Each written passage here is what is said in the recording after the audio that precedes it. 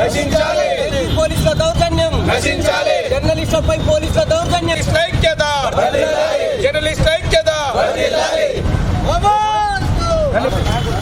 Journalist ఐక్యత, journalist ఐక్యత.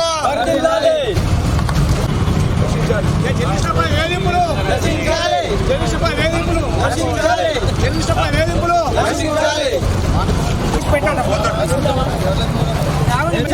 ఆంధ్ర పోలీసుల దౌర్జన్యం, జర్నలిస్టులపై దాడులను, ఆంధ్ర పోలీసుల దౌర్జన్యం, ఆంధ్ర పోలీసుల దౌర్జన్యం.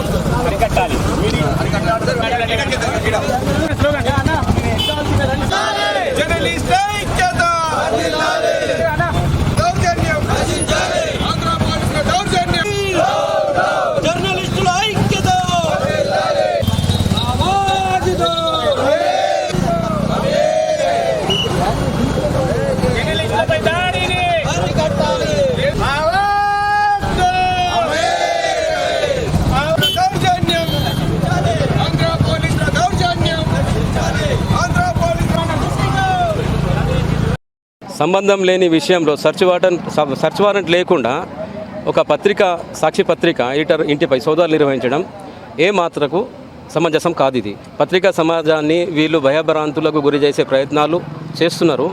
ఇకపై అలా దౌర్జన్యాలు నడవవు. పత్రికా సంఘాలు, ఎడిటర్ సంఘాలు అందరూ మేము ఏకకంఠంతో మేము దీన్ని ఖండిస్తున్నాము.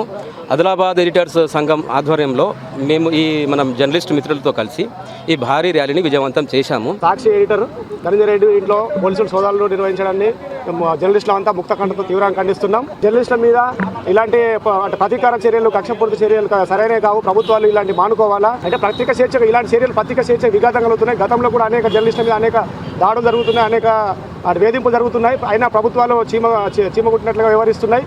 ఈ దాడుల పరంపర అనేది కొనసాగుతూనే ఉన్నది. తాజాగా సాక్షి ఎడిటర్ మీద కూడా వాళ్ళ ఇంట్లో పోలీసులు ఆకస్మిక తనిఖీ చేయడంతో పత్రికలు కూడా స్వయం ప్రతిపత్తి కోల్పోయే పరిస్థితి ఉంటుంది. ఇలాంటివి చాలా జర్నలిస్టులు భవిష్యత్తులో భయకంపితులై పనిచేయాల్సిన పరిస్థితులు వస్తాయి. కాబట్టి ప్రభుత్వాలు ఇలాంటి చర్యలను అసలు ప్రోత్సహించకూడదు. ఏ ప్రభుత్వమైనా కూడా ఇలాంటి ప్రతీకార చర్యలు పార్టీల పరంగా ఉండే వేరు, పత్రికల మీద అలాంటి ప్రయోగాలు చేయకూడదు. సాక్షి దినపత్రిక తెలంగాణ, ఆంధ్రప్రదేశ్ ఎడిటర్గా ఆర్ ధనంజయ రెడ్డి గారు వ్యవహరిస్తున్నారు. నిన్న ఆయన విజయవాడలో తన స్వగృహంలో ఉన్న సమయంలో ఆంధ్ర పోలీసులు ఎలాంటి ముందస్తు నోటీసులు, సమాచారం లేకుండా వారి ఇంట్లోకి ప్రవేశించి దౌర్జన్యంగా సోదాలు నిర్వహించడం, ఇది ప్రజాస్వామ్యానికి సిగ్గుచేటుగా పరిగణిస్తున్నాం. మీకు ఒకవేళ ఏదైనా సోదాలు నిర్వహించేది ఉంటే ముందస్తుగా సమాచారం ఇచ్చి ఒక లీగల్గా అన్ని పద్ధతుల్లో పోతే దాన్ని ఎవరు ఖండించరు. ఈ పద్ధతులు సరికాదు. పత్రికా స్వేచ్ఛ మీద ఇది గొడ్డలు పెట్టువంటిది. ప్రజాస్వామ్యానికి మీరు సంఖ్యలు వేయవద్దు. పత్రికా స్వేచ్ఛ కోసం పాటుపడాలి.